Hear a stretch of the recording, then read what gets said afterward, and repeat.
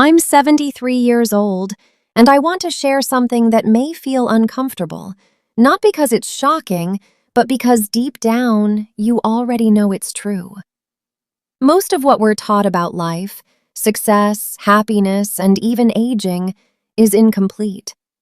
The people who guided us didn't lie, they simply didn't know any better. They were living the same illusion. For the first 50 years of my life, I believed I had everything figured out. I followed the rules, worked hard, built a career, bought a house, and earned respect. From the outside, I looked successful. And for a long time, I believed that meant I was living the right life. But here's the truth. You can do everything right and still be completely wrong.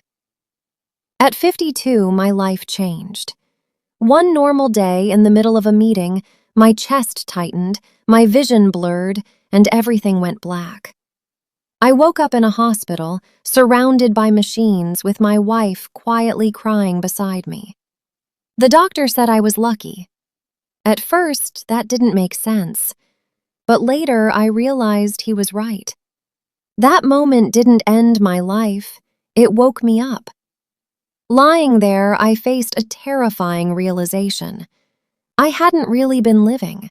I had been existing, following routines, chasing goals that weren't even mine, living on autopilot. And I asked myself, if I had died that day, what would I have left behind? Money? A house? Achievements no one would remember? That's when I understood the most dangerous lie we believe. I have time. We all say, I'll do it later, when things settle down, when I have more money. But that later never comes. Life keeps moving the goalposts. There's always another goal, another reason to wait. I spent decades climbing a ladder only to realize it was leaning against the wrong wall. Success, as we define it, is often a trap. It gives a temporary high, then fades, leaving you chasing the next thing. It's an endless cycle. A few years ago, I lost a friend. He worked non-stop, always saying he'd rest later. But later never came. At his funeral, his son said, "My father was successful, but I barely knew him." That hit me hard, because in the end, success without connection means nothing. When you get older, your regrets won't be about failures. They'll be about the moments you missed, the risks you didn't take, the time you didn't spend, the love you didn't express. After my wake-up call, I started changing. Slowly. I said no to things that didn't matter and yes to things that did. And I learned something simple. What truly matters isn't complicated.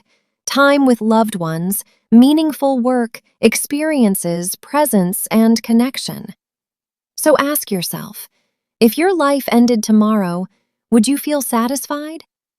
If the answer is no, why are you still waiting?